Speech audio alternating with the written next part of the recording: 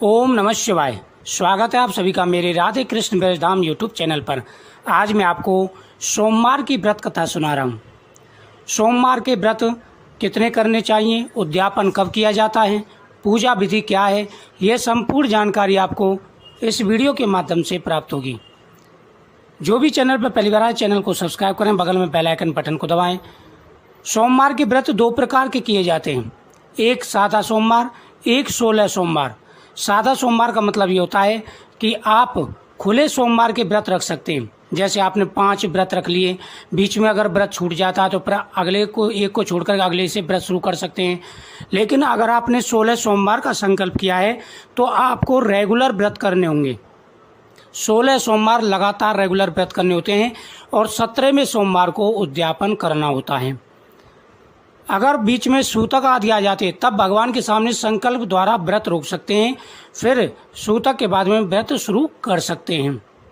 सबसे पहले आपको ध्यान रखना है कि सादा सोमवार में आप अपने सामर्थ्य के अनुसार कैसी भी चीज़ें भगवान शिव को चढ़ा सकते हैं, लेकिन 16 सोमवार का व्रत किया है तो गिनती जो है 16 होनी चाहिए। जैसे 16 सुपारी हैं, 16 जनेऊ हैं, 16 पान के पत्ते हैं, 16 केले हैं, इस प्रकार से 16 सामान चढ़ाया जाता है उद्यापन में। व्रत दो तरह के रखे जाते हैं, एक मीठे और नमकीन। आप नमक के व्रत शुरू कर सकते हैं या मीठा व्रत शुरू कर सकते हैं, वो आपकी इच्छा के ऊपर है। किसी दूसरे के घर का अन्न नहीं खाना है, पूरे दिन ओम नमः शिवाय का जाप करना है, लड़ाई झगड़ा नहीं करना है, इस बात का विशेष रूप से ध्यान रखें। पूजा विधि, सबसे पहले भगवान को पंचामृत से स्नान कराएंगे, उसके बाद में आप गंगा जल से स्नान कराएं, फिर भस्मी का टीका लगाएं, बेलपत्र, भांग, धतूरा, पुष्प आदि भगवान को अर्पण करें। भगवान के सामने दीपक जला करके इस कथा का श्रवण करें। प्राचीन समय की बात है, एक सेठ था जो नियमित रूप से भगवान शिव की पूजा किया करता था और सोमवार के व्रत रखा करता था। सेठ का ये नियम था कि वह एक भी सोमवार नहीं छोड़ता था। 16 सोमवार के उसने व्रत रखे थे, नियमित रूप से भगवान की पूजा किया करता था और भगवान से प्रार्थना करता था कि प्रभु मुझे संतान प्राप्ति का वरदान दीजिए, क्योंकि सेठ के हर प्रकार का सुख था लेकिन एक ही दुख था कि उसको कोई संतान नहीं थी। भगवान से वो प्रार्थना करता था और घंटों भगवान के सामने बैठा रहता था, ओम नमः शिवाय का जाप किया करता था। एक बार माता पार्वती ने भगवान शिव से कहा कि हे प्रभु, ये आपका कितना बड़ा भक्त है, प्रत्येक सोमवार को आपकी पूजा करता है, घंटों आपके सामने बैठा रहता है, इसका क्या दुख है, उसे आप दूर करिए। भगवान से बोले कि ये देवी, यह संतान चाहता है और इसके भाग्य में संतान नहीं है। माता पार्वती ने कहा कि प्रभु आपकी पूजा तो करता है, आपका भक्त तो है, इसका संतान नहीं है, तो आप वरदान दीजिए, क्योंकि अगर आप भक्तों को वरदान ही नहीं देंगे तो भक्त आपकी क्यों कर पूजा करेंगे। भगवान शिव ने कहा ठीक है, मैं इसे वरदान देता हूँ, मैं इसे वरदान देता हूँ कि इसके पुत्र होगा, लेकिन उसकी उम्र जो है अल्पायु होगी, वह 16 साल ही जीवित रहेगा। सेठ को यह सुनकर के खुशी नहीं हुई, ना ही दुख हुआ। उन्होंने कहा कि जैसा प्रभु ने वरदान दिया है ठीक है। समय आने पर उसके एक सुंदर लड़का हुआ, लेकिन सेठ को सभी लोग खुशी मनाने लगे, लेकिन सेठ को ज़्यादा खुशी नहीं हुई, क्योंकि उसे पता था जब 15वां साल लगा तो उसने अपने साले को बुला करके कहा कि देखो मेरे बेटे को काशी जी पढ़ने ले जाओ, अपने भांजे को काशी जी पढ़ाने के लिए ले जाओ और रास्ते में यज्ञ अनुष्ठान करते जाना, दान पुण्य करते जाना। मामा भांजे दोनों काशी जी पढ़ने के लिए चल दिए। रास्ते में एक नगर पड़ता है, वहाँ नगर में वो रुके।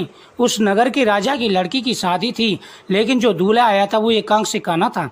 जब लड़के बालों ने उस सेठ की लड़की को देखा तो कहा कि भाई लड़का तो बहुत ही सुंदर है, द्वाराचार की यानी दहलीज की रस्म इससे करा ली जाए तो बहुत अच्छा है। उन्होंने मामा को राजी कर लिया, भांजे से दहलीज की जो है रस्म पूरी करा ली गई। अब उन्होंने विचार किया कि भाई फेरे भी इसी से करा लिए जाएं तो इसमें क्या परेशानी है। अब फेरे की रस्म भी उससे करा ली गई। जब फेरे हो रहे थे तो लड़के ने लड़की की चुनरी के पल्ले पर लिख दिया कि मेरी शादी तेरी शादी मेरे साथ हुई है और मैं काशी जी पढ़ने जा रहा हूँ, लेकिन जिसके साथ तुझे ये विदा करेंगे, जिसके साथ तुझे ये यहाँ से विदा करेंगे वह एकांक से काना है और उसके साथ तेरी शादी नहीं हुई है। ऐसा कह करके वह काशी जी चला गया। जब लड़की ने सुबह के समय चुनरी पर लिखे हुए उन वाक्यों को पढ़ा तो उसने अपने पिता से कहा कि पिताजी आप किसके साथ मुझे विदा कर रहे हैं, ये तो मेरा दूल्हा है ही नहीं है, जिसके साथ मेरी शादी हुई है वो तो काशी जी पढ़ने गया है। उसने सारी सच्चाई बताई, बारात को वापस कर दिया गया। अब राजा ने सिपाहियों से कहा कि देखो, अगर वह राजकुमार आपको नजर आए तो तुरंत मुझे खबर कर देना।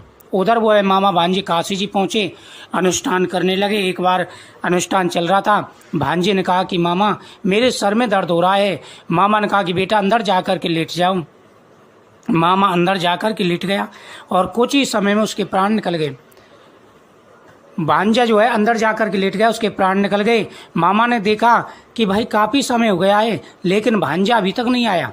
मामा अंदर गया तो जाकर के देखता है कि भांजा की जो है प्राण निकल चुके हैं। मामा ने सोचा अभी रोना पीटना शुरू कर दूंगा तो यज्ञ अधूरा रह जाएगा। उसने पहले यज्ञ पूरा किया, उसके बाद में रोना प्रारंभ कर दिया। देवयोग से उधर माता पार्वती और भगवान शिव निकल के जा रहे थे। माता पार्वती ने कहा कि देखो प्रभु, काशी नगरी में कोई दुखिया रो रहा है, क्योंकि काशी में भगवान शिव प्रतिदिन घूमते हैं। भगवान शिव ने जाकर के देखा। माता पार्वती ने कहा कि प्रभु ये तो वही लड़का है जो आपके आशीर्वाद से हुआ था। भगवान शिव ने कहा कि देवी इसकी इतनी ही आयु थी। माता पार्वती ने कहा कि प्रभु ये अपने मामा के साथ आया था और आपकी नगरी में अनुष्ठान कर रहे थे, अब आप इसकी आयु और बढ़ाइए, नहीं तो मामा को कलंक लग जाएगा। भगवान शिव ने माता पार्वती के कहने पर अपनी किन की उंगलिया से रक्त की 2 बूंद उसके मुंह में डाली और वह जीवित हो गया। उसके बाद में दोनों मामा भांजे अपने नगर को चल दिए। भांजे की पढ़ाई पूरी होगी, उसी नगर में वापस आए और उस लड़की ने उनको पहचान लिया, उसको घर बुलवाया और राजा ने आदर सत्कार के साथ में उनका स्वागत किया। कुछ समय वहाँ रहने के बाद में उनको बहुत सारा धन दिया और धन के साथ में बेटी के साथ में उसको विदा कर दिया। अब मामा भांजे और वह लड़की तीनों अपने नगर के पास पहुँच गए। उधर वो सेठ था, वो घर की छत पर बैठा हुआ था। उसने निर्णय किया कि अगर मेरा बेटा सकुशल आ गया तो मैं नीचे उतरूंगा, नहीं तो यहाँ से कूद करके जान दे दूंगा। अब उसके साले ने आवाज़ लगाई कि जीजाजी आप नीचे आ जाइए, आपका बेटा आ गया है। उसको विश्वास नहीं हुआ। उन्होंने कहा जब हमारे बेटे की आयु पूरी हो गई है तो वो कहाँ से आ सकता है। लेकिन जब वो बेटे ने आवाज़ लगाई कि पिताजी आप आ जाइए, मैं सकुशल आ गया हूँ, तो सेठ को बड़ा हर्ष हुआ, बड़ी खुशी हुई और दोनों सेठ और सेठानी नीचे उतर के आए, बेटे को गले से लगाया, कहा कि बेटा ये कैसे चमत्कार हुआ। मामा भांजे ने कहा कि यह भगवान शिव की माया है, उन्हीं के चमत्कार से ये, उनके प्रभाव से ये चमत्कार हुआ है। जो उनकी सेवा करते हैं उनकी नगरी में कौन किसी का कुछ बिगाड़ सकता है, वो तो कालों के भी काल महाकाल हैं। तो उस मामा ने पूरी कथा सुनाई कि कैसे भगवान शिव ने उनके बेटे को जीवित किया। उनकी श्रद्धा और भगवान के प्रति बढ़ गई। सभी परिवार वालों ने विधि विधान के साथ भगवान शिव की आराधना की। उस समय से वह प्रत्येक सोमवार का व्रत करने लगे। तो सोमवार के व्रत की इतनी महिमा है। इस दिन जो व्यक्ति भगवान के मंत्रों का जाप करते हैं, भगवान की पूजा करते हैं, उनके सारे कार्य सिद्ध हो जाते हैं, धन बढ़ता है, सुख समृद्धि बढ़ती है, संतान का सुख प्राप्त होता है, जीवन में आ रहे सारे दुख और परेशानियां दूर हो जाती हैं। सोमवार की ये विधि थी और ये कथा थी। इस प्रकार से आपको भगवान की पूजा करनी है। और आप सादा सोमवार व्रत रखना चाह रहे हैं या 16 सोमवार रखना चाह रहे हैं, वो दोनों विधि मैंने आपको बता दी हैं। इस वीडियो को ज़्यादा से ज़्यादा शेयर करें जिससे सबको पता चल सके, और साथ ही आप कमेंट में ओम नमः शिवाय जरूर लिखें। भगवान भोलेनाथ आप सबकी मनोकामना पूरी करेंगे। तो मुझे उम्मीद है आपको ये जानकारी बहुत ही अच्छी लगी होगी। आप भी इसी प्रकार से व्रत करें, आपकी हर मनोकामना अवश्य पूरी होगी। ओम नमः शिवाय। जो व्यक्ति पूरे नियम के साथ में सोमवार के व्रत करते हैं उनके जीवन में आ रही सारी परेशानियां दूर हो जाती हैं। सोमवार का जब आप व्रत कर रहे हो तो उस समय आपको संकल्प करना है। अगर आप किसी इच्छा के लिए व्रत कर रहे हो तो वह इच्छा आपको बोलनी है। अगर निष्काम भाव से कर रहे हैं तो आपको इच्छा बोलने की कोई ज़रूरत नहीं है। सकाम भाव से व्रत किया जाए तो इच्छा बोली जाती है। शिवलिंग की पूजा का विशेष महत्व होता है। इस व्रत में शिव जी का अभिषेक किया जाता है।